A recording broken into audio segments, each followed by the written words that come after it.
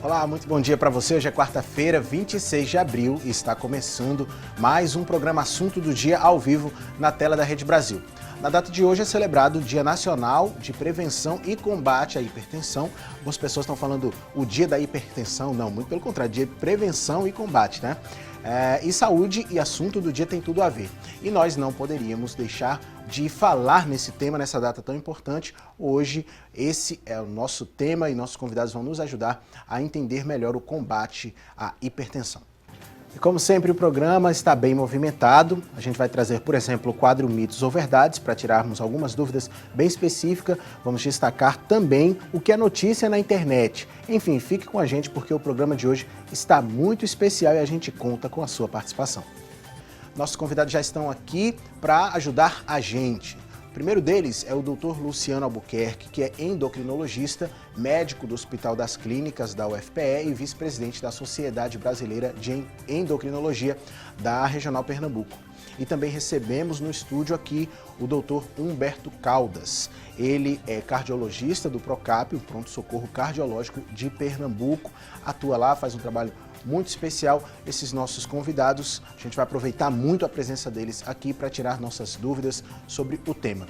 Para introduzir o nosso debate, a gente vai primeiro acompanhar uma matéria sobre hipertensão com a repórter Joyce Fernanda. Já faz algumas décadas que Dona Sarai convive com a hipertensão. Os primeiros sinais começaram a surgir na primeira gravidez. Eu descobri na minha primeira gestação. Quando está fazendo pré-natal, aí fui vendo que tanto tive a diabetes gestacional como a hipertensão. Só que imaginei que depois que nascesse, passasse a fase da gestação, tudo voltaria ao normal. A glicose não teve mais problema. Mas aí a hipertensão continuou e eu também nunca tive problema em procurar. Achei que do jeito que a diabetes sumiu, a hipertensão também ela iria embora. Pelo fato também de que meus pais nunca foram hipertensos, agora já são. Mas na época não havia hipertensão na minha família e eu nunca tive esse problema. Só que na segunda gestação, aí surgiu o que já estava, né? Aí foi que veio um problema mais sério, assim, foi uma gestação de alto risco por questão justamente da hipertensão, e foi, eu precisei de atendimento, de acompanhamento, digo. E até hoje veio o acompanhamento, já tive problemas mais sérios, né, como o princípio de AVC, já tive uma certa isquemia e me tratei neurologicamente com medicação, mas até então a hipertensão ela sempre esteve presente na minha vida. Em relação aos hábitos alimentares saudáveis, a funcionária pública revela que desde muito jovem eles foram deixados de lado. De duas coisas ela não consegue abrir mão: o refrigerante e uma comidinha com sal. Sou consciente de total desobediência. Primeiro, não tenho assim uma educação alimentar. Minha vida é muito sedentária porque eu não como muito, eu como sempre e como errado. Não é aquela coisa de salada, não é aquela coisa de uma coisinha diet. Eu amo refrigerante, eu gosto de comer, almoçar, feijão. Não sou muito amiga de carne, mas assim, tudo que não devo comer está sempre presente. Pão, massa, entendeu? Tudo isso que não é aconselhável na minha situação, tudo isso eu faço sabendo que estou fazendo errado. Dona Sarai, para controlar a pressão, precisa tomar 3 tipos de medicamentos e 5 comprimidos por dia, que muitas vezes não trazem resultado por conta da má alimentação. Por causa da teimosia, ela chegou a ter um princípio de derrame. Ele disse que eu era culpada de tudo aquilo, inclusive ele comentou que eu era culpada de tudo aquilo que estava acontecendo. Pelo fato de não seguir a dieta, ser consciente, ser orientada, saber que poderia me ajudar, né, assim, e infelizmente, e que poderia posteriormente ter uma coisa assim de não sair. Porque foi só como se fosse um alerta, né, que me aconteceu. Mas que ele me disse que provavelmente, posteriormente, tudo me levava a ter uma coisa mais séria, talvez até irreversível. Por questão de não fazer a dieta, de não seguir realmente porque a hipertensão é uma doença seríssima, né? Gravíssima. E que infelizmente eu vacilo. O que chama a atenção é que muita gente, quando a pressão está alterada, começa a reclamar de dores na cabeça, na nuca, mas Sarai não sente nada. A minha hipertensão ela é silenciosa. Ela não é uma coisa assim que me traga sintomas. Quando eu venho sentir alguma coisa, ela já está passando de 20, ela já está em 22, entendeu? Então, ela sempre está alta, mas assim, silenciosa, que para mim, como eles falam, é o pior de tudo. Às vezes, tem pessoas que, se ela subir qualquer coisa, o paciente já está sentindo alguma coisa, já tem uma cabeça doendo. A minha não, a minha ela vai embora e eu estou aí, normal, sem sentir nenhum problema. Quando eu venho sentir alguma coisa, ela já está já tem que estar no hospital, porque aí ela já vai, entendeu, desencadeando por uma coisa muito, muito alta. Eu já tenho pressão de 24 por 14, entendeu? Então, é realmente muito difícil. Então, para não acontecer nada pior, não tem jeito. O segredo é a prevenção. E Dona Sarai já entendeu isso e está se esforçando. Eu tenho, devagarzinho, tentado me encontrar comigo mesma e provar que eu posso ficar sem refrigerante, né? Que a vida é melhor, assim, saudável. Eu tenho tentado essa terapia comigo mesmo, viu, né? Com a Ana Alexandre, comigo mesmo, assim, tentando, buscando, assim, de uma certa forma, me conscientizar de que eu preciso. É necessário que eu abra mão de muita coisa que posso passar sem elas. Assim, para meu próprio bem, né? Para viver melhor. Muito obrigado pela matéria, Joyce, Dona Sarai também. A gente espera que ela consiga agora regular a alimentação e fazer tudo isso, é claro, acompanhada de médicos profissionais que possam ajudá-la, né, a fazer isso da forma correta, porque não é tão simples assim.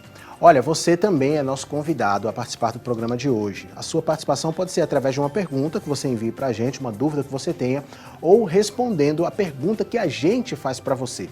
Na nossa enquete de hoje, queremos saber o seguinte: você sabe quais os cuidados que o hipertenso precisa ter com a saúde? Responda pra gente. Você pode ligar para 3424-1977, falar diretamente com a nossa produção, ou você pode também acessar facebook.com/assunto do dia. É a nossa fanpage.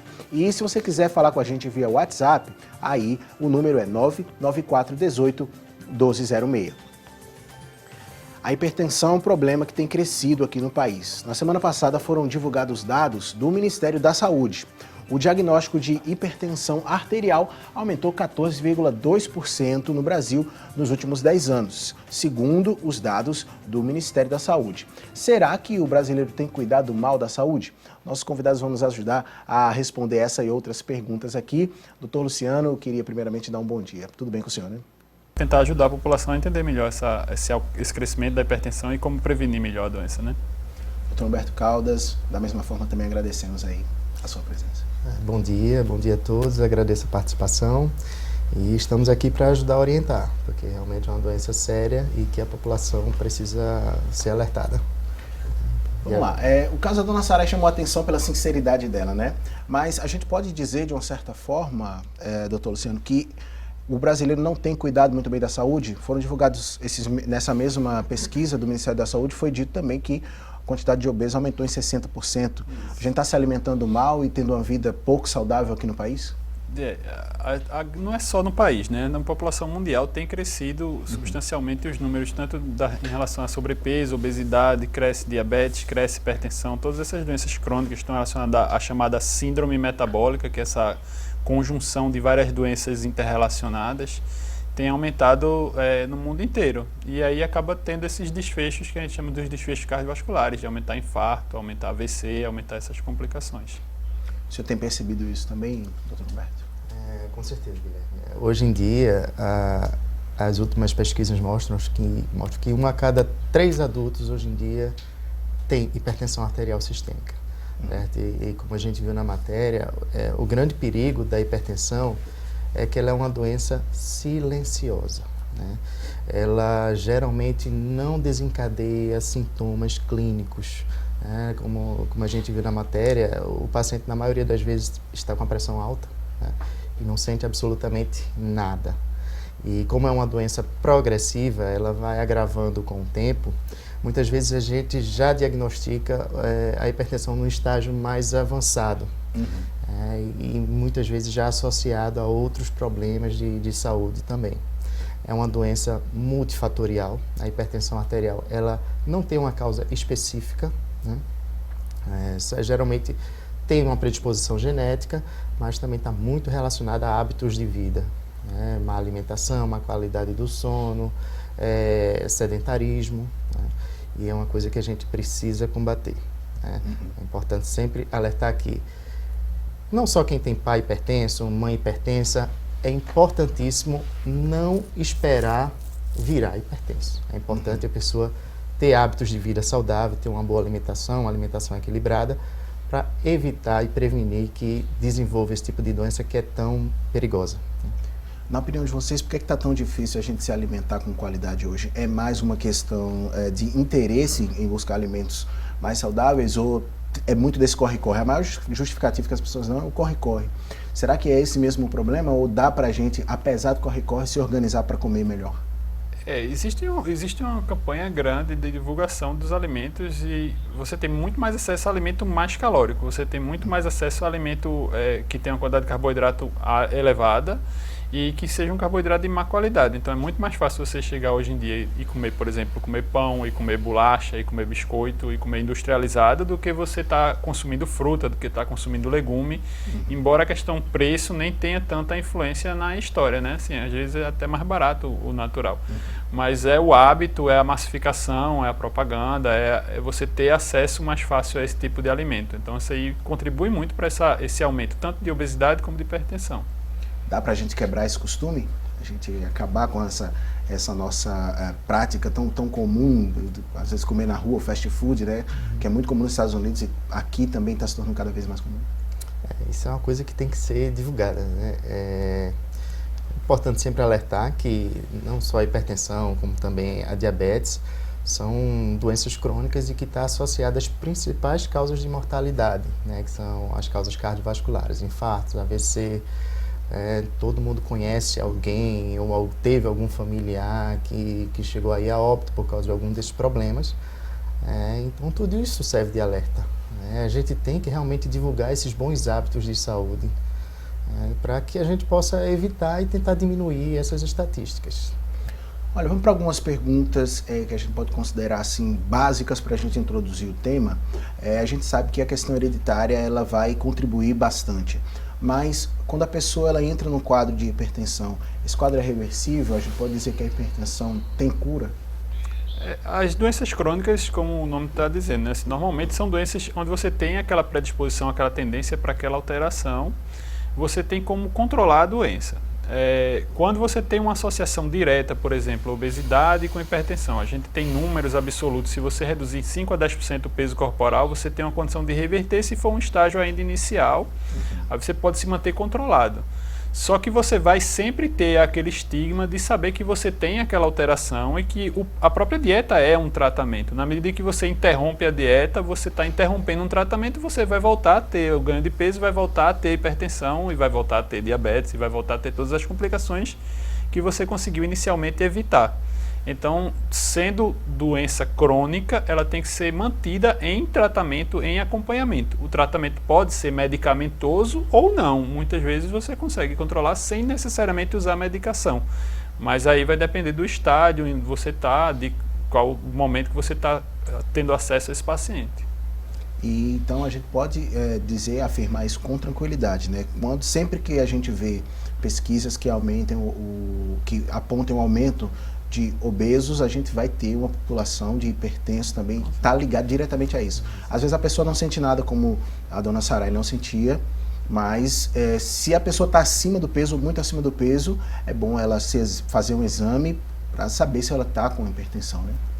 Com certeza, né? Hipertensão, na grande maioria dos casos, não vem sozinha, né? É uma doença que está muito associada a outros problemas de saúde. Obesidade, diabetes, alteração nos níveis de colesterol e por isso, muitas vezes, o paciente precisa de uma assistência multidisciplinar, né? De mais de um especialista, geralmente. É importante um paciente hipertenso ter uma avaliação de um endocrinologista, ser orientado por um nutricionista, né? E ser orientado principalmente, praticar atividade física e ter uma boa alimentação. Só para enfatizar esse assunto, as pesquisas mostram que atividade física regular, principalmente atividades físicas aeróbicas leves, como caminhadas, etc., são capazes de reduzir os níveis pressóricos em até 30%, coisa que remédio nenhum até hoje mostrou eficácia. Tá? Então, tratar hipertensão não é só tomar remédio. Tem que ter uma atitude, uma ação. E foi bom essa informação, porque às vezes a pessoa pensa que precisa ir para uma academia, ficar lá por horas, mas uma caminhada leve já vai trazer um bom resultado. Isso, e até a gente, considerando especificamente a questão da hipertensão, juntamente com a questão do sobrepeso, o principal exercício é o exercício aeróbico, é essa questão do exercício que vai ter um impacto maior em relação à perda de peso, né? Assim, óbvio que você tenta assim, colocar um exercício de ganho de massa magra para você manter essa perda de peso a longo prazo. Mas num primeiro momento, se você pega um paciente hipertenso, sobrepeso, o melhor exercício para ele vai ser essa caminhada, vai ser uma corrida leve, vai ser um exercício aeróbico, e não a musculação, e não algum exercício mais intenso. Entendeu?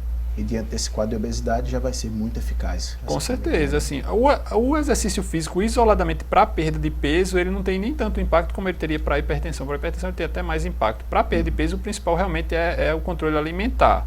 Mas aí tudo vai junto, assim, não tem como você... É a mesma história, você dizer assim, eu não tenho como tratar a hipertensão sem tratar o peso. Eu não tenho como tratar o peso sem tratar a glicose. Eu não tenho como tratar a dieta sem eu tratar o exercício físico. Então tudo tem que vir agregado. Daqui a pouco a gente volta a falar sobre esse tema, mas vamos para um rápido intervalo no assunto do dia. Daqui a pouco a gente volta.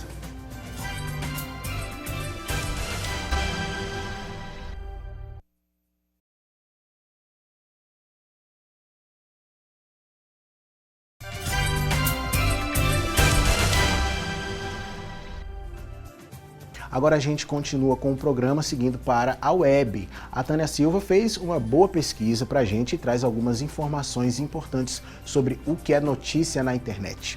Olá, Tânia. Oi, Guilherme. E para vocês que estão nos acompanhando, o destaque de hoje é do G1. Palmas é a capital mais magra e com menor taxa de hipertensão no Brasil. Dados do Ministério da Saúde, divulgados no último dia 17, revelaram o percentual da população com hipertensão em Palmas, que é de 16,9%, enquanto a média nacional está em 25,7%. E um dos vilões para o aumento da hipertensão é o consumo exagerado do sal. Além do sal, o sedentarismo, tabagismo e o consumo de alimentos calóricos contribuem para o aparecimento da doença. E no mês de março, o Brasil estabeleceu metas para reduzir as taxas de obesidade, fator de risco para inúmeras doenças, inclusive a hipertensão.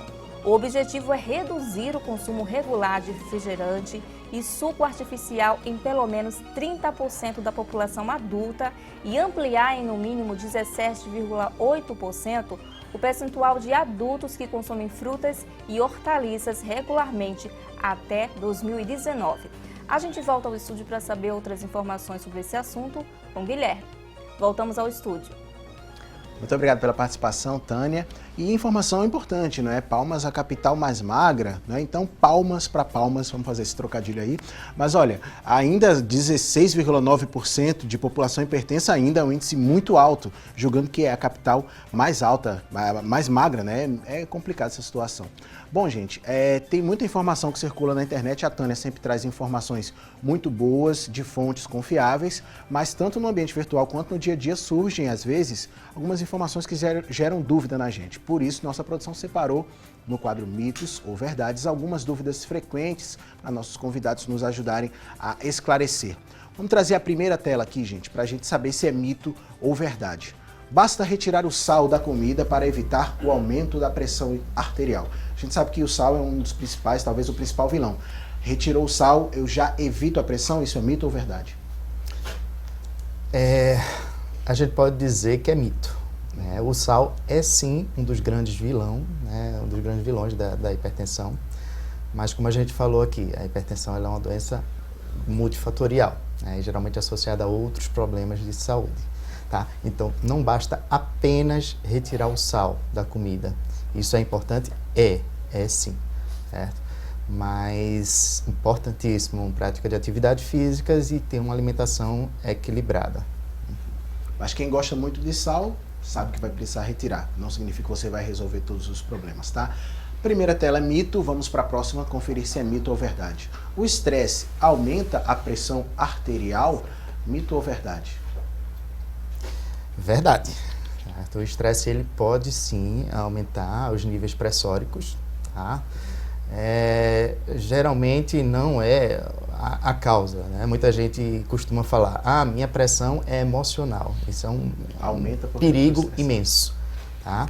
Mas o estresse, ele pode sim dificultar o controle dos níveis pressóricos, né? Até porque o estresse, o doutor Luciano sabe bem, ele libera uma série de hormônios no nosso organismo que fazem, além de outras alterações, também a elevação dos níveis pressóricos. Então, doutor Luciano, já que tem que ter cuidado com essa questão emocional, qual que é a relação do estresse com a pressão arterial? Porque muita gente acha que realmente, se tiver algum estresse, vai ter o aumento da pressão. É como o doutor Humberto colocou, assim, a questão do estresse aumentando a hipertensão arterial vai muito em encontro daquela ideia também, assim, a hipertensão causa dor de cabeça, a hipertensão causa mal-estar, a hipertensão causa alguma alteração. Muitas vezes é a própria dor de cabeça que vai desencadear um certo aumento de pressão arterial e não a hipertensão que está causando dor de cabeça. A hipertensão, para dar dor de cabeça, tem que ser uma muito alta, tipo aquela lá que a paciente falou anteriormente. Então, assim, o estresse ele libera aminas noradrenérgicas, né, no sangue e que vai aumentar a frequência cardíaca, vai aumentar a resistência do vaso e aí vai aumentar a pressão arterial. O estresse ele pode desencadear uma liberação maior esses mesmos hormônios, também pode aumentar a liberação de glicose no sangue e isso aí pode levar a uma elevação do nível de glicose. Então, assim, você ter um estresse vai alterar essas condições? Vai, inclusive até para diagnóstico de hipertensão, para diagnóstico de diabetes, esse é um exame que não vale, assim, você tem que pegar o paciente, ele tem que estar numa condição de repouso, tem que estar calmo, tem que estar com a frequência cardíaca relativamente controlada para você avaliar se ele realmente é hipertenso ou não, se está controlado ou não.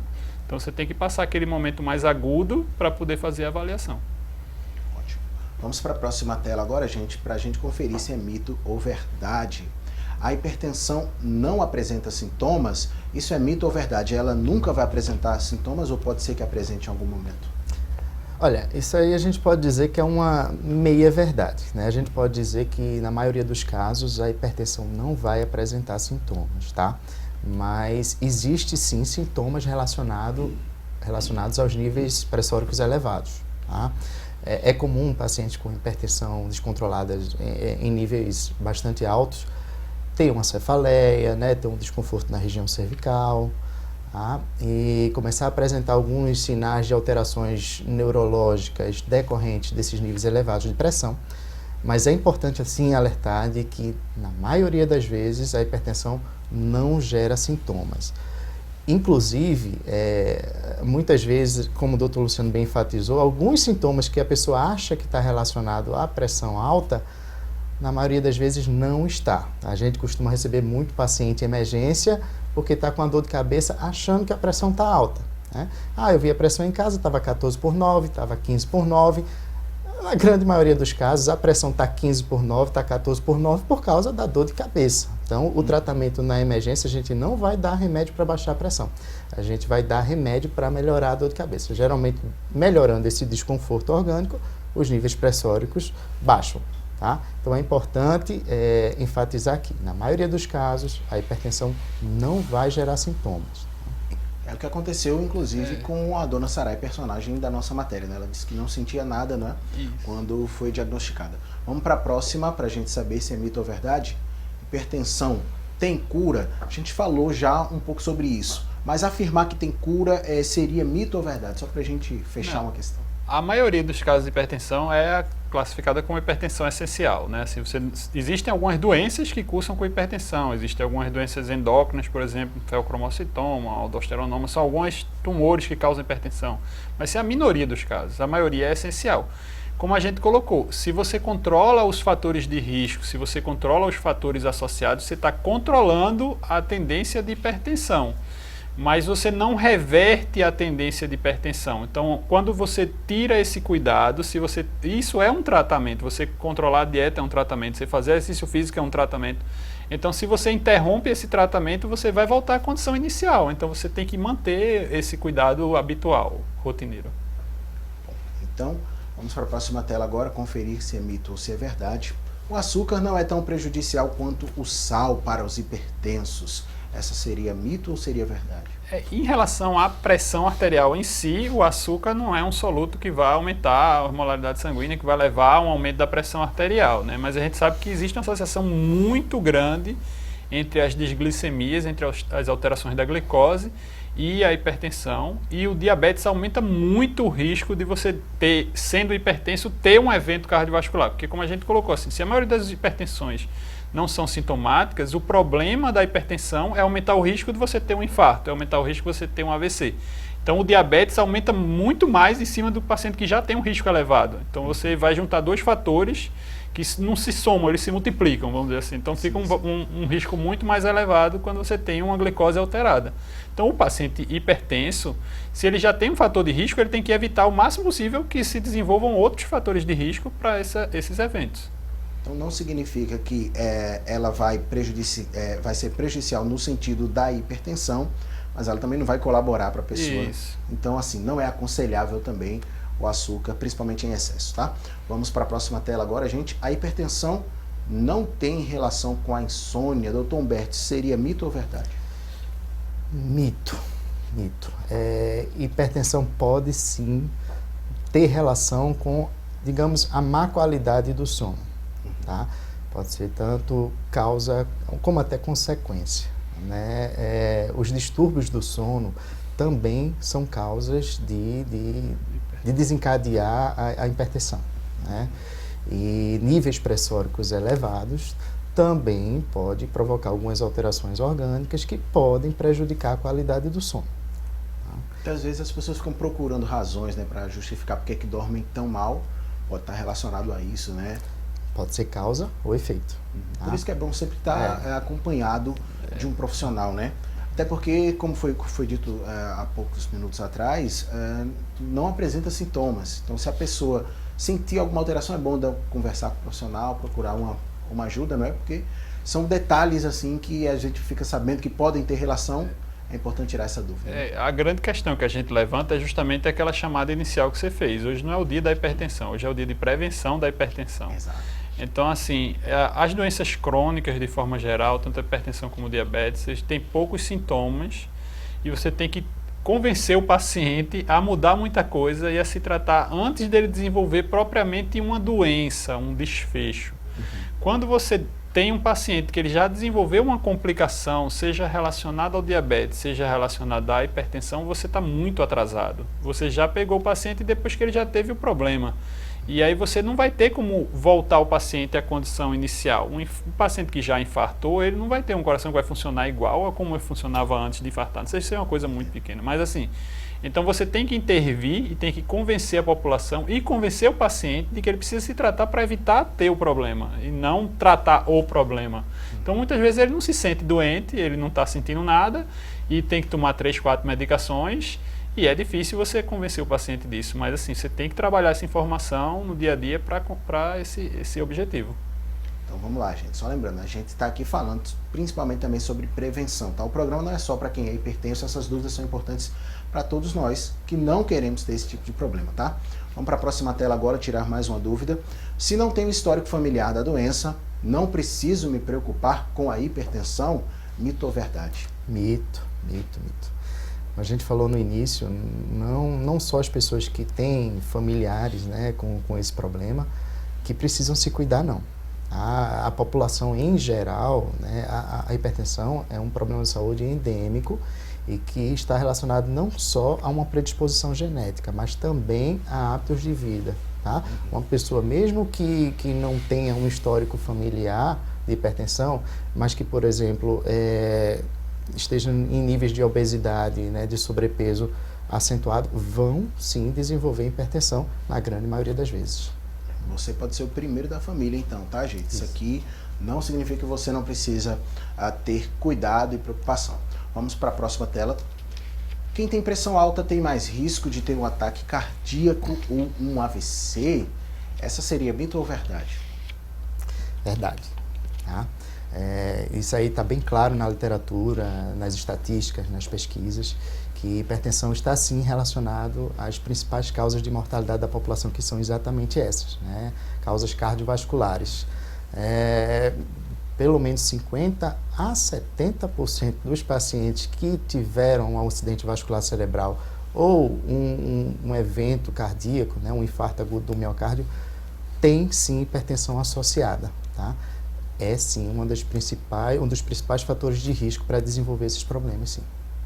Então, principalmente se a pessoa não se tratar, é que esses problemas podem surgir o mais rápido possível, doutor Cíncio. O que a gente está colocando sempre na questão da prevenção, né? Assim, a gente trata muito em termos de fator de risco. A gente está falando de diabetes, está falando de excesso de peso, está falando de hipertensão. A doença hipertensão por si só, ela não vai ter uma complicação a curto prazo, não vai ter um problema, ela vai desenvolver outra doença. Ela é um fator de risco para desenvolver um AVC, é um fator de risco para desenvolver um infarto miocárdio, é um fator de risco para cegueira, é um fator de risco para doença renal terminal, para hemodiálise, é um fator de risco para uma série de outros desfechos, que às vezes a gente fecha um pouquinho muito nesses dois problemas e esquece outras coisas que estão associadas e que são muito graves, né? Tem que ter um cuidado. Até para ilustrar melhor, tem situações que o paciente descobre que é hipertenso depois de ter um AVC ou algum problema de coração, algum problema cardíaco. E você vê que, sim, principalmente a questão da triagem. Assim, hipertensão é uma coisa que você vai chegar, sentar, medir a pressão, uma coisa extremamente simples, extremamente fácil, extremamente difundida. A gente tem acesso a medir a pressão hoje na farmácia, tem acesso a medir a pressão nos postos de saúde, todos os postos médicos estão lá funcionando tranquilo, tem as UPAs, tem toda essa rede de atendimento para você ter um diagnóstico. Na medida que você reconhece que tem a pressão alta, você tem que procurar assistência para definir essa abordagem de modificação do estilo de vida, de medicação, se for o caso, se for necessário. Ok, vamos para a próxima informação, saber se é mito ou se é verdade. É normal que as pessoas idosas tenham uma pressão arterial mais elevada? Isso é mito ou seria verdade? Ou vai depender de caso a caso? Mito. Vai depender de caso a caso. Tá? Há situações, inclusive, em que, à medida que o paciente vai ficando mais idoso, há até uma regressão da pressão arterial. Tá? Então, isso aí a gente tem que avaliar caso a caso. Vai muito da predisposição genética, né, das condições orgânicas do paciente e também do estilo de vida dele. Em relação a isso, a gente pode dizer que os hábitos que a pessoa levou durante a vida toda, até chegar à terceira idade, vão contribuir muito, vão ser um fator muito importante, né? Em relação ao idoso, é pouco frequente o paciente ser normotenso a vida inteira e quando chegar numa idade muito avançada é que vai desenvolver hipertensão. Agora, sim, o idoso ele tem um fenômeno de endurecimento das artérias e que pode ter o que a gente chama da hipertensão sistólica isolada, né? Você tem um aumento só da máxima, daquela 12/8 ficar 16, 17/8. Esse é um tipo de hipertensão que às vezes acontece no idoso, que tem risco de desfecho cardiovascular. Mas normalmente ele já vem desenvolvendo hipertensão numa faixa etária mais jovem em relação a essa faixa etária mais avançada. Ok, vamos para a próxima tela agora. Temos muitas informações hoje. Qualquer aparelho, mesmo os digitais, servem para medir a pressão de uma pessoa. Isso é mito ou verdade? Essa pergunta é importantíssima. Tá? Isso é mito, Guilherme. Mito porque hoje em dia a gente tem uma grande variedade de aparelhos, né, para verificar, aferir a pressão arterial. É importante ter aparelho digital em casa? Sim, é importante. A Sociedade Brasileira de Cardiologia recomenda. Tá?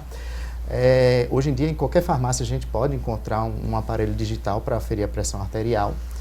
E, em geral, a Sociedade Brasileira de Cardiologia não recomenda aquele aparelho digital do punho, tá? Que verifica a pressão arterial no pulso radial. Tá? Esse tipo de aparelho ele é condenado pela Sociedade Brasileira de Cardiologia.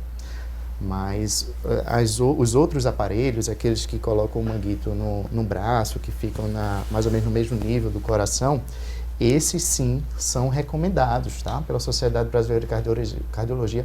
Orienta não só os pacientes hipertensos ter esse controle em casa, né, aferindo a sua própria pressão, como os pacientes que também ainda não desenvolveram hipertensão arterial.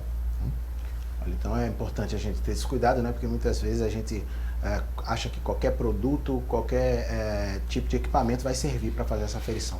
Gente, vamos para um rápido intervalo no assunto do dia. Eu sei que vocês ainda têm algumas dúvidas para tirar. Não se preocupe, que já a gente volta justamente para responder as suas perguntas.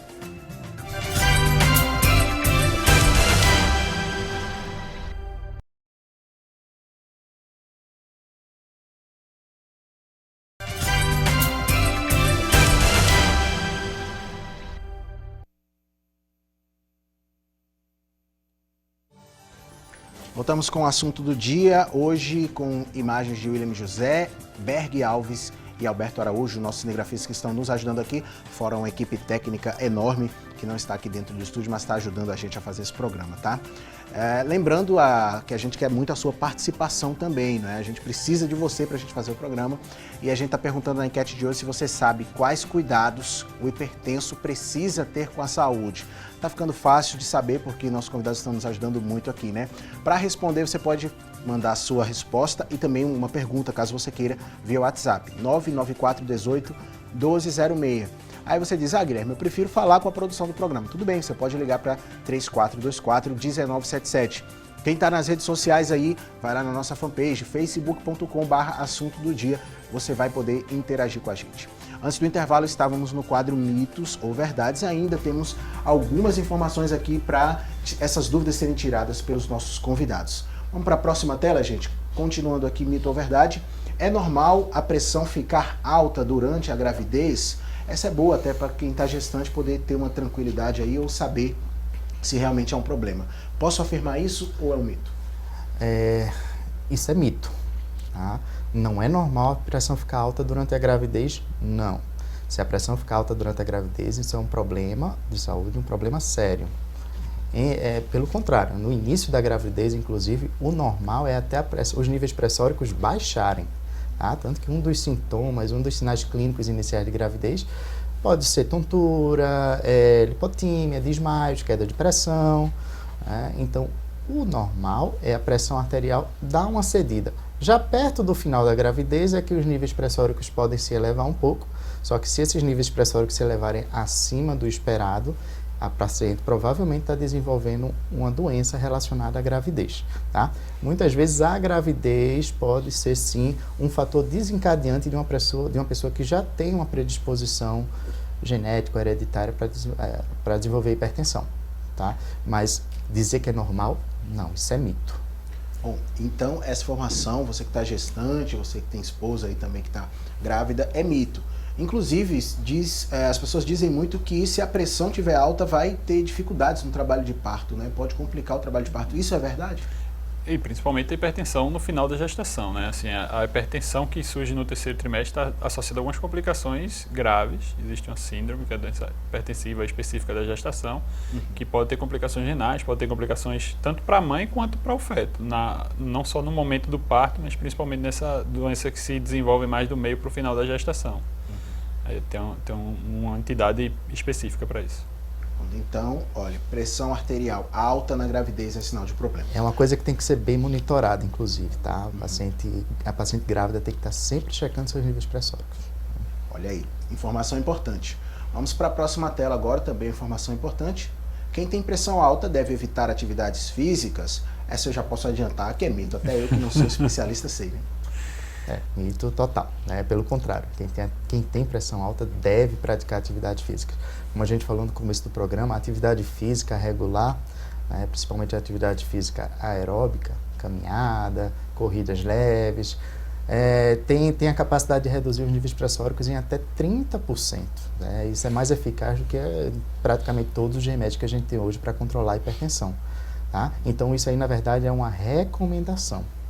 Não só pela pressão alta em si, mas também, né, Luciano, como outros problemas de saúde. Só reforçando a ideia de que se você é hipertenso e planeja iniciar uma atividade física, você deve procurar o seu cardiologista para fazer uma avaliação, ver se essa hipertensão não já está gerando, se não já gerou uma alteração cardíaca, alguma outra alteração que possa precisar ser controlada antes de iniciar a atividade física. E até para determinar qual seria a melhor atividade física, a intensidade dessa atividade física. Muitas vezes é interessante usar monitor, ver como é que está a frequência cardíaca durante a atividade. Então a gente tem algumas ferramentas que pode utilizar para determinar isso com mais segurança. Isso é importantíssimo de enfatizar, tá? Não é qualquer atividade física também. Uma pessoa, descobri que é hipertenso, vou começar a correr maratona. Não é bem assim. Você vai complicar, você vai sobrecarregar seu coração. Isso, né? Exatamente. Geralmente a gente orienta a começar com uma atividade física leve, de preferência até orientado por profissionais da área. Né? Mas é importante, sim, como o Dr. Luciano falou, fazer uma avaliação clínica e médica antes, para saber até onde você pode chegar, né, nesse assunto. Vamos para a próxima tela, gente. Pressão alta é controlada somente com remédios. Essa eu também acredito que é mito, né? Mito. Como eu falei, para tratar a pressão, controlar a pressão alta, controlar a hipertensão, não é só tomar remédio. Tá? Muita gente acha que, vou tomar meu comprimidozinho certinho e minha pressão não baixa. Claro, né? Se não seguir as outras recomendações, se não mudar os seus hábitos de vida, a gente vai encher aquele paciente de remédio e não vai atingir o nosso objetivo, que é controlar a pressão. Tá? Muitas vezes a pessoa toma um remédio tão certinho no horário e tudo, né? E fica sem entender por que ainda não estabilizou a pressão. Assim, eu acho que cabe a todo mundo um senso de autocrítica, como a paciente colocou inicialmente. Assim, é muito pouco provável que um paciente hipertenso, onde você tenha dado uma orientação de que ele deve ter cuidado com a alimentação, deve fazer atividade física, se ele não adere a essas medidas, é muito pouco provável que ele realmente esteja tomando a medicação de forma adequada. Algumas pesquisas americanas colocam esse número lá, a prevalência de hipertensão é até maior que o Brasil, talvez esse número brasileiro seja subdiagnosticado. Nos Estados Unidos, cerca de 30%, um pouquinho mais de 30% da população já é hipertensa, e quase 10% dos que acham que são normotensos são hipertensos e não sabem que são hipertensos. Então, assim, você vai chegar a um número de quase 40% da população com hipertensão. E a adesão à medicação não é alta. A gente tem dados da indústria farmacêutica que apontam que o tempo médio de uso de remédio no Brasil é 2 meses de medicação que era para ser usado cronicamente o resto da vida. Então o paciente começa a usar, controla a pressão, para de usar. O paciente começa a usar uma medicação para baixar a glicose, controla mais a glicose e começa a diminuir a frequência de uso das medicações. E cada composto daquele vai ter um tempo de ação. Então não adianta você tomar um remédio que é para tomar de 8 em 8 horas, tomar só uma vez ao dia e achar que vai fazer efeito. Então você tem que ter esse cuidado de seguir o máximo possível a recomendação do seu médico. Ótimo. Vamos para a próxima tela, temos mais informação aqui. A pressão arterial pode variar durante o dia. Essa é mito ou é verdade, doutor? Verdade. Uhum. Não, a hipertensão, como a gente conversou sobre essa questão hormonal, existe o ritmo circadiano dito, né? No período diurno, no período de alerta, a gente tem a liberação de uma série de hormônios em uma quantidade maior, principalmente no início da manhã. Então, os níveis pressóricos normais de vigília durante o dia são um pouco mais elevados do que os níveis pressóricos normais durante a noite. Existem até avaliações, alguns pacientes hipertensos já devem ter feito um mapa, que fica o dia inteiro com o aparelhinho medindo. Normalmente, durante a noite, existe um descenso noturno, e que se falha esse descenso noturno, se a pressão não cai durante a noite, é um sinal de que existe um risco maior de ter evento cardiovascular. Então, inclusive um marcador de você ter mais evento, essa variação. Então, doutor Humberto, não seria muito seguro a gente julgar apenas por um momento que a gente tirou no dia, a gente julgar se o paciente é hipertenso ou não, como é que está o quadro dele? Né? Não, isso aí realmente é uma verdade, né, já bem conhecida para a gente, para nós médicos, e hoje em dia isso é uma coisa facílima de a gente avaliar a nível de consultório. Hoje em dia a gente tem exames para avaliar o comportamento da pressão arterial ao longo do dia, né?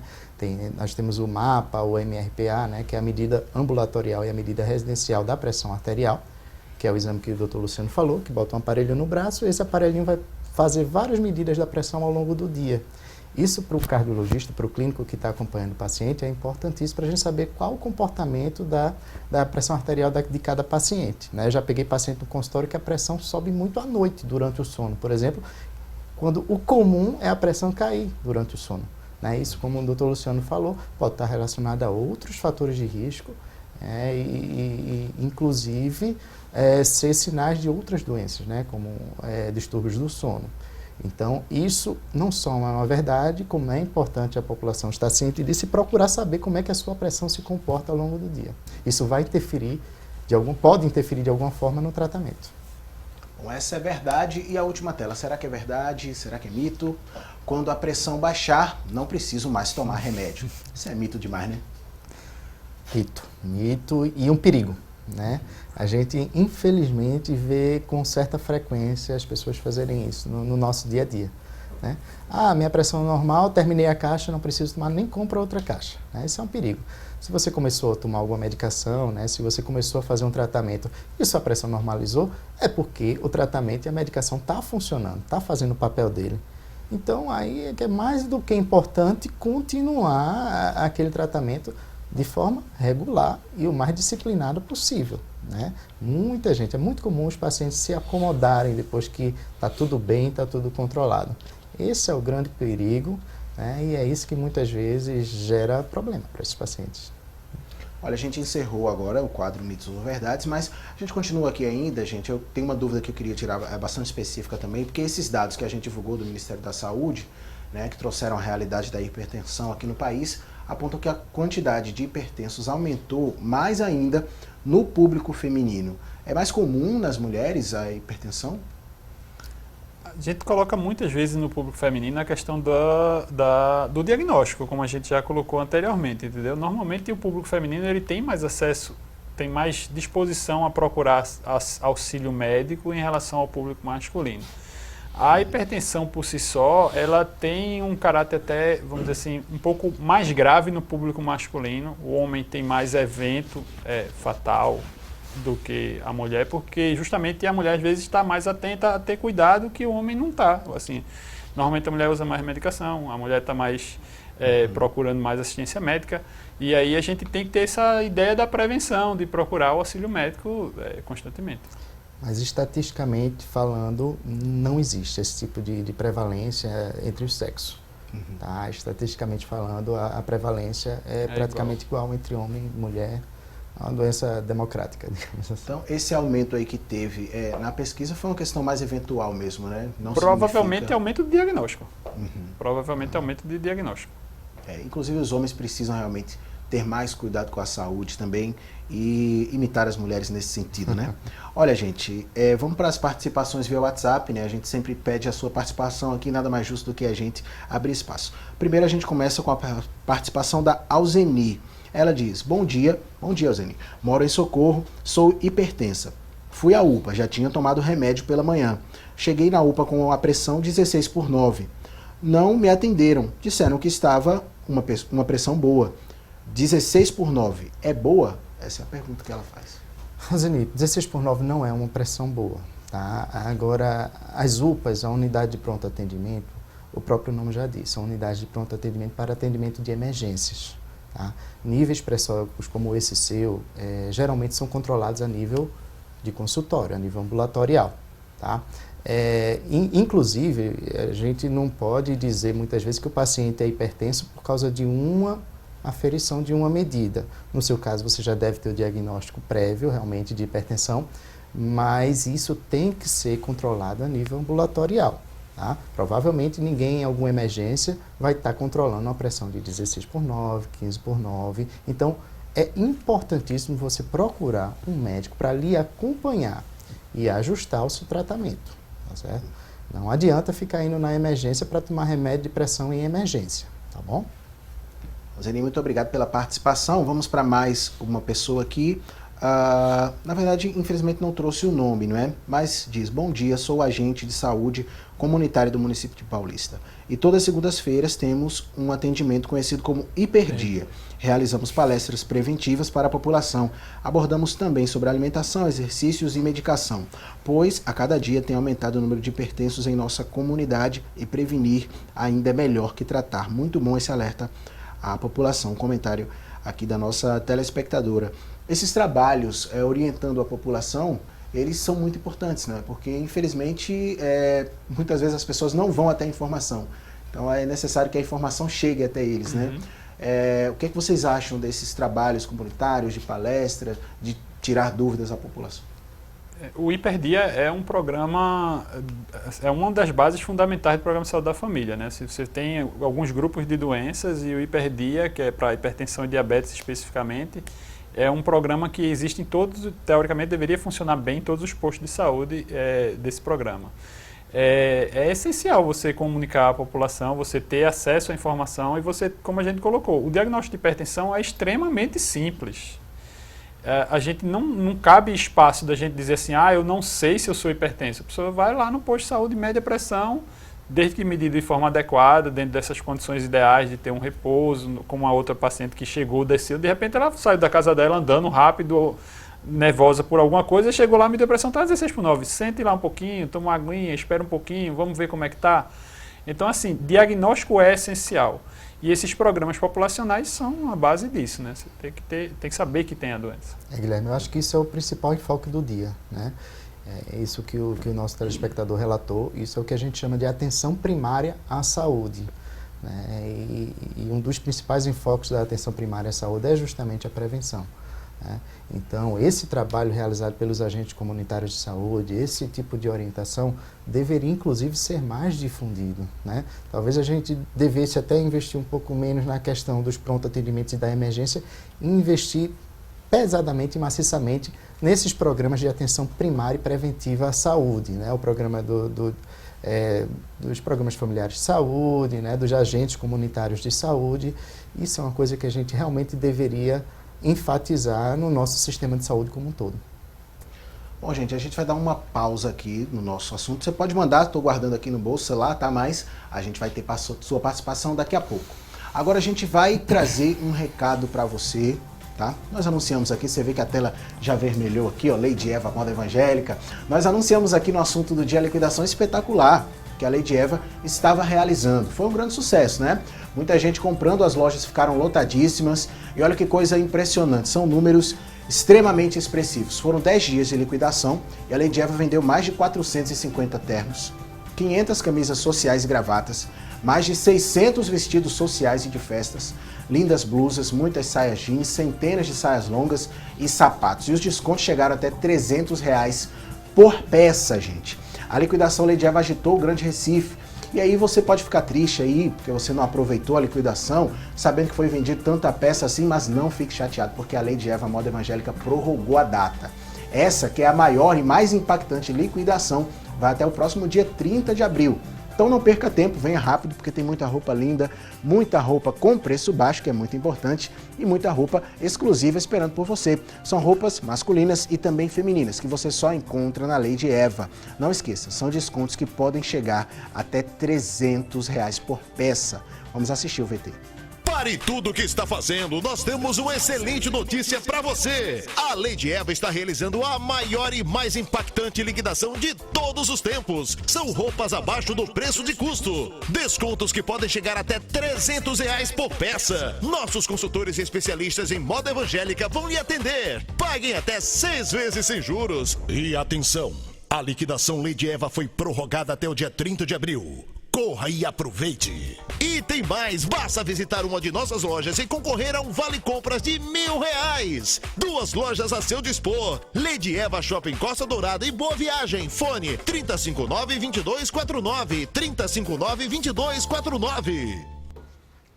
Você precisa conhecer a Lady Eva Moda Evangélica, gente. Ela entende como você se veste. São 2 lojas no Shopping Costa Dourada, no Cabo Santo Agostinho, e também em Boa Viagem. O telefone é o 3059-2249.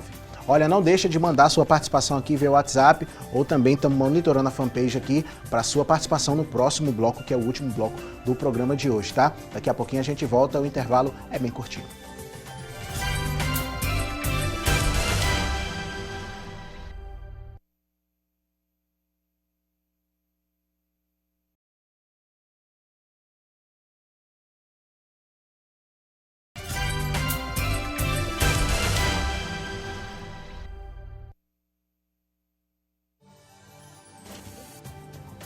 Estamos de volta com o assunto do dia e já te lembrando da enquete. Você sabe quais cuidados o hipertenso precisa ter com a saúde?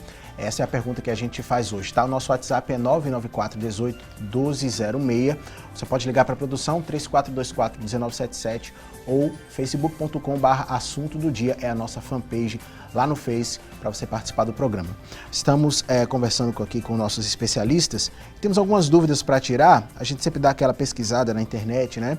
E assim, infelizmente, ou talvez felizmente, se a pessoa souber utilizar essas dicas caseiras, né?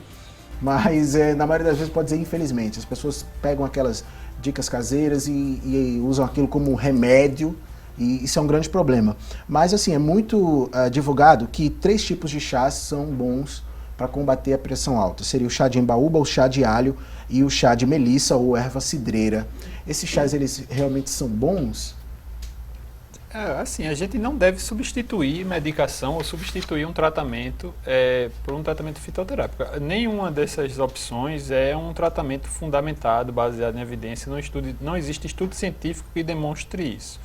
Agora, como a gente já colocou, eventualmente você tem um bem-estar com o uso de um chá de erva cidreira, por exemplo, você se sente mais calmo, você fica mais tranquilo, de repente aquilo ali vai lhe ajudar a não ficar sintomático ou a controlar o seu bem-estar em relação a isso. Então, assim, desde que você não esteja tentando substituir a sua medicação, tipo parar de tomar o remédio que foi recomendado pelo médico para substituir por uma dessas medidas, obviamente que não vai ter tanto problema de você usar um chá no seu dia a dia. É um alimento até saudável, você pode usar, não vai ter caloria, não vai ter carboidrato, você não vai usar açúcar, não vai usar sal, desde que você tenha esse cuidado no preparo. Olha, tudo bem que a gente está falando de pressão alta, né? Mas já que estamos falando aí sobre essa questão de pressão arterial, a gente foi um pouco para a questão da receita caseira. Inclusive, nossos cinegrafistas aqui, eles participam com a gente, conversam também. Estava falando no intervalo aqui sobre esses costumes que a população tem. Às vezes a pessoa está com a pressão baixa e vai lá e coloca sal na língua para ver se dá um equilibrado. Isso aí funciona? Qual que é a opinião de vocês quanto a isso? Guilherme, isso na verdade é um mito. Né? Isso aí não funciona. Né? Isso aí muitas vezes tem mais fator psicológico, né, placebo, do que de fato alguma coisa orgânica. Né? Aquela quantidade de sal que se coloca embaixo da língua, em alguma situação de mal-estar, possível queda de pressão, não é suficiente para provocar uma alteração que reverta aquele quadro de uma forma rápida, por exemplo. Certo? Talvez a pessoa ache que aquilo vai melhorar e deita um pouquinho, né, levanta um pouquinho as pernas. Na verdade, esse tipo de conduta é que vai realmente ajudar a pessoa a melhorar daquele mal-estar. Né? Então, existem algumas medidas muito mais eficazes do que isso. Então, isso é muito mais mito. Tá? Não é isso que exatamente vai reverter esse quadro. Só o fato da pessoa se acalmar, deitar, levantar um pouquinho as pernas, isso aí já vai ser mais eficaz do que o próprio sal embaixo da língua. A partir do momento que a gente toma uma conduta como essa, é como se a gente estivesse colocando que o sal é o principal item aí que vai definir a pressão, se vai estar alta ou se está baixa, né? O equívoco já está aí. É a mesma situação. E um perigo que a gente tem que considerar significativo é a questão do diagnóstico em si, né? Porque às vezes você está assim, estou me sentindo mal, é a pressão baixa. Você não sabe se é a pressão baixa, pode ser um monte de coisa que está acontecendo ali naquele momento. A gente é diferente, por exemplo, no diabetes, a gente sabe que algumas medicações baixam muito a glicose e a gente tem essa recomendação, está se sentindo mal, bota açúcar, porque aí o açúcar realmente é absorvido muito rapidamente e tem como reverter um quadro inicial de hipoglicemia. Mas na hipertensão, o diagnóstico tem que ser um pouquinho mais preciso para você também evitar estar se expondo o tempo todo a uma quantidade maior de sal e vai acabar, num médio prazo, aumentando a pressão de controle do paciente, entendeu? Ótimo. Muito boas essas informações para tirar umas dúvidas, às vezes são condutas que a gente tem no nosso dia a dia. E a dúvida do nosso telespectador aqui, infelizmente não mandou o nome, só disse que mora em Aldeia, né? Forte abraço para todo mundo lá de Aldeia. Ele diz, fiz exame e minha pressão só aumenta à noite. Pergunta, é perigoso? Ele diz, durante o dia é normal, fui aferir ontem e deu muito baixa, 8/6, não entendo. Eu sei que o paciente precisa ser avaliado, né, de uma forma mais profunda, mas diante dessas informações que ele deu, o que pode estar acontecendo com ele? Isso sim pode ser perigoso. Tá? É importante esse nosso telespectador procurar um médico para fazer uma avaliação mais detalhada. Né? Como a gente já comentou aqui anteriormente, existe sim casos de pressão, de pacientes que a pressão se eleva só à noite. E isso pode sim estar relacionado a alguns outros problemas de saúde perigosos, né? A apneia do sono, né? Estresse, depressão, ansiedade, pode sim estar relacionado a esse tipo de sintoma. O normal é o descenso noturno da pressão. Isso sim que é o normal. Enquanto o paciente dorme e relaxa, a pressão tem um descenso. Se o paciente não tem níveis, não tem um descenso de 10%, por exemplo, dos seus níveis pressóricos durante o sono, esse paciente tem um risco aumentado e precisa de uma atenção maior. Tá? Então, o nosso telespectador deve sim procurar um médico, porque isso pode ser sinal de algum problema, de alguma doença mais séria.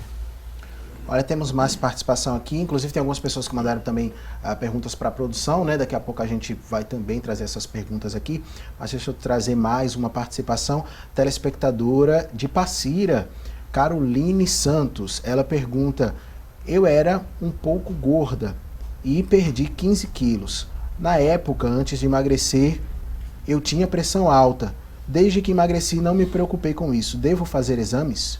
Com certeza, com certeza. Assim, como a gente conversou anteriormente, existe uma chance razoável, principalmente, não sei qual foi a idade da paciente, mas principalmente no paciente mais jovem, na medida que ele reverte o fator principal de risco, no caso dela, o excesso de peso, se ela conseguiu perder 15 quilos, é porque ela já estava ali num nível de obesidade, provavelmente. Então, assim, na medida que ela perde esse peso, ela vai pode reverter a hipertensão, mas tem que avaliar se realmente reverteu ou não, tem que ver como é que está esses níveis pressóricos dela, tem que fazer toda essa avaliação. Fato de você, viu, Carolina, estar se sentindo bem não significa que haja algum problema, até porque a gente viu que muitas vezes a hipertensão é assintomática, né? Não tem nenhum tipo de sintoma. A nossa produção recebeu também algumas perguntas. Vamos trazer a primeira participação aqui, gente, das pessoas que falaram para a nossa produção. Maria do Carmo do Cordeiro. Tudo bem, né, Maria do Carmo? Olha, ela diz o seguinte: correr e caminhar durante 1 hora por 4 dias na semana ajuda no combate à hipertensão? Provavelmente é essa rotina dela, né? Quando vou ao médico, eu fico muito ansiosa e a pressão sobe. A ansiedade pode causar hipertensão? Essa é uma dúvida, são duas dúvidas importantes, né? Mas essa da ansiedade eu acho que é a principal. Isso, são duas perguntas bem importantes, né? A primeira pergunta, a prática de atividade física. Muita gente diz que não pratica atividade física porque não tem tempo, por causa do corre-corre do dia a dia, mas o recomendável é justamente isso, pelo menos inicialmente, é uma prática de exercício pelo menos de 3 a 4 dias por semana, de 30 a 60 minutos. Né? Então, isso é sim bastante eficaz no combate e no controle da hipertensão, não só da hipertensão, como de outras doenças. Portanto, sempre enfatizar isso. Né? E essa questão de a pressão aumentar quando ela vai no médico, isso é uma coisa bem documentada na literatura e na ciência. Tá? Hoje existe um termo médico chamado hipertensão do jaleco branco. Tá? Isso não é gíria, isso é um termo científico, isso é um termo literário. Está em toda a literatura médica, a hipertensão do jaleco branco é uma coisa bem documentada e hoje em dia a gente tem estratégias no consultório para fazer justamente esse diferencial. O que importa para o cardiologista, o que importa para o clínico, para o médico que está acompanhando aquele paciente, não é nem a pressão do consultório. Né? O que importa para o médico ou o clínico que está acompanhando o paciente é a pressão do seu dia a dia. Tá? É por isso que é importante uma avaliação e a gente solicitar os exames específicos para a gente fazer esse tipo de diferencial. Pode ser que no consultório a pressão esteja alta, mas em casa, no seu dia a dia, a pressão está normal. Isso é muito comum, muito mais comum do que o pessoal imagina. Né? Até porque a gente falou que pode variar durante o dia, né? Vamos para mais um telespectador participando com a gente aqui, mais uma pergunta na tela.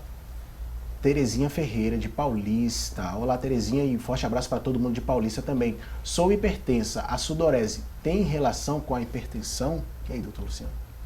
Em princípio, não. Assim, a sudorese excessiva, a hiperidrose especificamente, é um sintoma adrenérgico. A gente já conversou que essa hiperatividade adrenérgica ela pode estar associada com uma tendência de aumento da hipertensão. Agora, não é estou suando mais, é porque eu estou com a pressão alta, ou quem tem pressão normal vai suar menos. Aí essa relação realmente não está bem estabelecida, não. Agora, a informação da Terezinha é que ela tem 71 anos, né? Isso é um fator que vai ser importante também? Um paciente mais idoso, ele está exposto a um risco muito maior de desenvolver um evento cardiovascular. Quanto maior a idade, obviamente, se você não teve um infarto até os 60, 70 anos, o risco de você ter um infarto é maior do que quando você tinha 50 anos. Isso é uma coisa até meio natural. Quando você vai avançando na idade, você vai tendo mais risco de acontecer alguma coisa. Você passou mais tempo exposto ao fator de risco, vamos dizer assim. A questão de ter uma idade mais avançada implica em cuidados de saúde também mais intensivos. Ele precisa procurar um médico mais frequentemente, precisa estar sendo avaliado mais frequentemente. Mas se ela tem os fatores de risco controlados, ela vai viver mais de 70 anos, não, vai viver mais alguns anos, né? Ótimo. Olha, tem mais pergunta também, a produção já pode colocar na tela aí, para a gente conferir a participação dos nossos telespectadores. Maria Aparecida, que mora em Marcos Freire, ela tem 49 anos, e ela pergunta: a pressão alta causa desconforto na respiração? Maria Aparecida, obrigado pela sua participação. Vou passar essa pergunta para nossos convidados. Olha, a gente não pode dizer que todo desconforto respiratório é por causa da pressão alta. Tá? Isso a gente não pode dizer. Mas que níveis pressóricos elevados podem causar desconforto respiratório, pode. Inclusive, isso pode ser indício de alguma complicação mais grave da pressão. Certo? Por exemplo, infarto agudo do miocárdio, um dos sintomas pode ser um desconforto respiratório. Edema agudo de pulmão, que é uma doença, que é um problema grave que está muito relacionado à pressão mal controlada, também gera como principal sintoma um desconforto respiratório. Tá? Então, se você está com seus níveis pressóricos não muito bem controlados, ou se você teve uma ascensão muito rápida desses níveis pressóricos, que a gente chama de pico de hipertensão, é uma crise hipertensiva, você pode sim desenvolver esse tipo de queixa. É importante sim estar atento, mas obviamente a gente tem diversas outras causas de desconforto respiratório.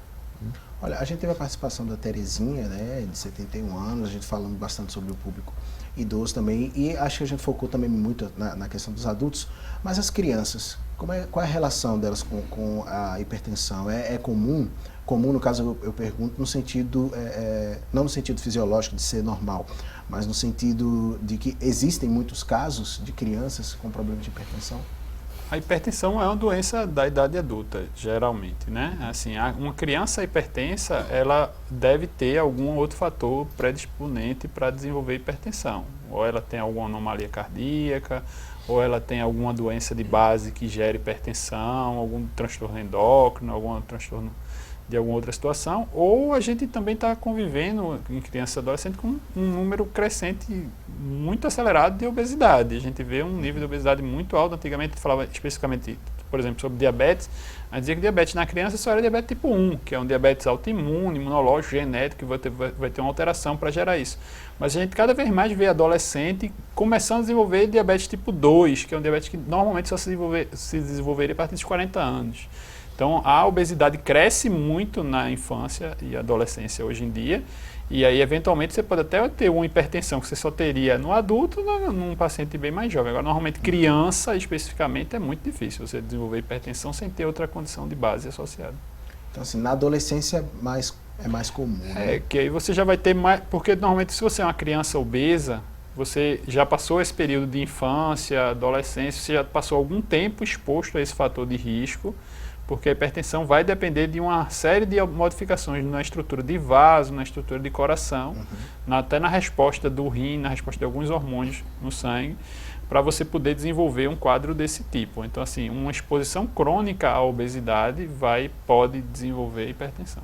Então, mais uma razão, né, doutor Humberto, para os pais terem cuidado aí com a alimentação dos filhos, com a vida como um todo, né, porque a obesidade infantil pode desencadear futuramente. Isso é uma coisa que infelizmente a gente tem visto no nosso dia a dia, no consultório, né, diagnósticos cada vez mais precoces, né, de hipertensão. Obviamente que hipertensão em pacientes jovens a gente tem que sempre descartar causas secundárias, né, alguma doença de base, a gente tem que fazer esse tipo de investigação, mas em grande parte dos casos vai estar relacionada a algum outro fator clínico, né? Infelizmente, como a obesidade é uma doença que realmente está crescendo na população mundial, isso é uma coisa que pode estar bem relacionado, sim, aos níveis pressóricos. Obesidade, má alimentação e maus hábitos, né, de vida. Participação dos nossos telespectadores. Produção, por favor, traga aí a informação. Maria José de Torrões. Tudo bem, Maria José? Minha mãe tem 75 anos, diz ela. É hipertensa e sofre com angina no coração. Ela está com as pernas muito inchadas. Esse inchaço é devido à hipertensão ou a esse problema que ela tem no coração? Olha, são coisas que podem estar correlacionadas, tá? Essa angina no coração, a paciente deve ter alguma doença isquêmica, algum problema de circulação no coração, que pode prejudicar o funcionamento do coração, né? E o coração, quando funciona mal, pode sim causar inchaço nas pernas. E assim como a hipertensão mal controlada, né, uma das manifestações clínicas pode sim ser um aumento, uma formação de edema, né, periférico, justamente pela dificuldade circulatória que o organismo passa a ter, ou por causa de uma pressão elevada mal controlada, o sangue não consegue retornar e não consegue circular de forma adequada, fazendo com que extravase e forme esses inchaços, como também esse problema de angina no coração pode provocar isso. Então, é um paciente que precisa ter um acompanhamento de perto, precisa ter uma pressão bem controlada e precisa ter uma avaliação cardiológica regular para saber como anda o funcionamento do coração, para saber se essa angina tem alguma forma de tratar isso, para ela deixar de ter, né? Então, é uma paciente que precisa de atenção e cuidado. Olha, a gente falou um pouco sobre essa questão, a gente falou bastante sobre essa questão dos exercícios físicos, tal, vai começar moderado, mas é importante fazer também falando sobre a alimentação. A gente sabe que se eu comer frutas, hortaliças, se eu mudar, vamos dizer, colocar um pouco mais de verde na minha comida, eu vou estar me alimentando melhor do que quem come produtos industrializados. Agora, aquela gordurinha a gente não consegue evitar em algum momento. Qual que é o teor máximo aí que a gente pode consumir de forma segura de gordura no nosso dia a dia, num dia como um todo assim, né? Num dia quanto que eu posso comer de gordura?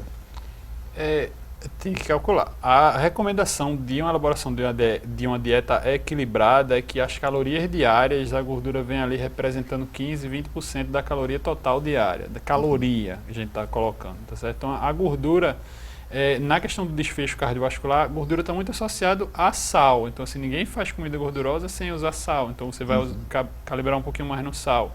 A gordura, a questão do colesterol, que é o éster, que vai estar associado à formação de placa de gordura no sangue, não está mais tendo uma correlação assim tão diretamente com a questão alimentar, porque essa gordura ela vai ser digerida, vai ser quebrada, vai ser absorvida. Então a gordura que vai formar a placa não é a gordura que veio da comida, é a gordura que foi reformulada dentro do próprio organismo. Mas a gordura tem mais caloria do que o carboidrato. 1 grama de gordura produz 9 calorias, 1 grama de carboidrato produz 4 calorias. Então, quanto mais gordura você consome, mais peso você adquire, e aí você vai desenvolver obesidade e, consequentemente, vai desenvolver as complicações relacionadas, né? Então, muita gente chega e diz assim, não, doutor, meu colesterol está alto, eu tenho que cortar a gordura da alimentação. Você, obviamente, deve diminuir para você controlar esses outros fatores de risco, mas aquele colesterol alto, muito provavelmente, é relacionado a uma alteração própria da pessoa, onde o fígado dela tem uma produção maior de colesterol, e não porque ela está comendo mais ou menos gordura, a mesma coisa ao contrário. Às vezes você não come nada de gordura e seu colesterol continua alto do mesmo jeito, entendeu? Às vezes você engana essa questão da alimentação puramente. A alimentação ela tem que ser saudável, equilibrada, para qualquer tipo de paciente, seja o paciente que tem um colesterol mais alto, seja o paciente que não tem um colesterol mais alto. Tem que cuidar para a questão dos outros fatores de risco associados. Olha, gente, vamos para o resultado da nossa enquete, que a produção acabou de fechar aí os dados. A gente perguntou se você sabe quais cuidados o hipertenso precisa ter com a saúde. 60% dos nossos telespectadores disseram que sim, 40% disseram que não. Como a gente falou, ficou bem mais fácil com a ajuda dos nossos convidados agora de você saber quais cuidados o hipertenso e todos nós, até para prevenir a hipertensão, devemos ter, tá? Nós conversamos com o Dr. Luciano Albuquerque. Dr. Luciano, muito obrigado pela sua participação. Eu queria agradecer novamente o convite, né? A gente teve esse final de semana aqui, o Congresso Brasileiro de Obesidade foi em Recife, a gente esteve participando durante o último final de semana. A gente tem novos eventos científicos, a gente vai ter o Endo Recife esse ano completando 20 anos, é um grande evento nacional, e aí a gente vai debater a obesidade, bem como outros temas novamente. Eu que agradeço, né, o convite, e queria parabenizar a equipe por estar abordando esse assunto, que é um assunto tão importante para a nossa população. E muito obrigado a você que nos assistiu. Obrigado, equipe, por mais um dia de trabalho. Amanhã estamos de volta no assunto do dia, 9h30 da manhã ao vivo. Vamos falar sobre prevenção de acidentes de trânsito, um tema muito importante. Eu conto com a sua participação, tá bom? Não deixe de estar com a gente. Continue ligado na programação da Rede Brasil. Até mais.